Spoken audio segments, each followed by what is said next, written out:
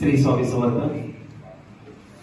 आज मार्गशीर्ष महिन्याचा शेवटचा गुरुवार असल्यामुळेच कदाचित आपल्याकडे सगळ्यांच्या घरी पूजा असल्यामुळे इकडे संख्या कमी आहे। आज थोडक्यात विषय संपूया। मार्गशीर्ष संपला, आज संध्याकाळी 5 वाजल्यापासून पौष महिना सुरू झाला। पौष महिन्याचे बऱ्याच लोकांना गैरसमज आहेत। ग्राम्य भाषेमध्ये पौष महिन्याला पूस असं म्हणतात, पुसाचा महिना असं म्हणतात। आता पूस म्हणजे काय, तर पुसून काढणे असा लोकांचा गैरसमज आहे। त्यामुळे कोणतेही शुभ कार्य पुसामध्ये करू नये अशी एक म्हण आहे। कोणताही त्याला शास्त्राधार नाही। पौष महिन्यामध्ये कोणतेही शुभ कार्य करता येते, अगदी लग्नाचे मुहूर्त सुद्धा असतात। त्यामुळे पौष महिना हे अशुभ आहे हे डोक्यातून विषय काढून टाकावा। पौष महिन्याचं अजून एक महत्वाचं कारण असं आहे की पौष महिन्यामध्ये मकर संक्रांत असते आणि मकर संक्रांत म्हणजे काय, मकर राशीमध्ये सूर्य प्रवेश करतो।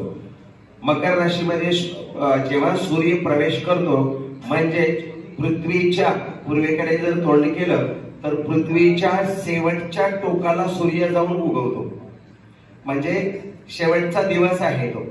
दक्षिणेकडे सूर्याचं थोडं अंतर कापत तो वर्षभर जातो आणि शेवटचा दिवस म्हणजे मकर संक्रांती।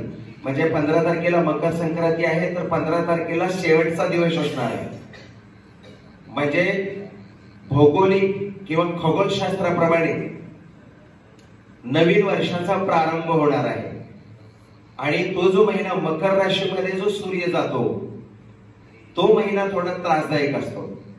तो कशासाठी, तर शनीची राशी मकर राशी आणि सूर्य मकर राशीमध्ये जातो आणि शनी हे सूर्य एकमेकांचे शत्रू आहेत। म्हणून हा 15 दिवस शुभ कार्यासाठी वर्ज ठेवलेला आहे। त्याचं प्रमुख कारण हे आहे। परंतु पौष महिना कोणत्याही शुभ कार्याला अशुभ नसतो हे लक्षात घ्यावे। फार मोठा प्रश्न आलेला आहे, परंतु तो आता लोकसंख्या कमी असल्यामुळे घेता येणार नाही।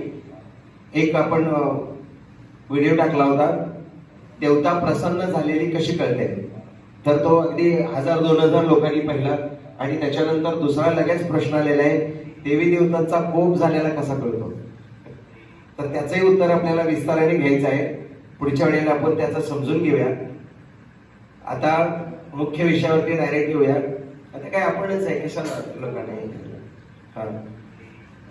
संक्रमण काळी म्हणजे मकर संक्रांतीच्या दिवशी किंवा ग्रहणाच्या दिवशी किंवा अमावस्याच्या दिवशी संगमावरती नद्यांचं स्नानाचं फार महत्व सांगितलेलं आहे।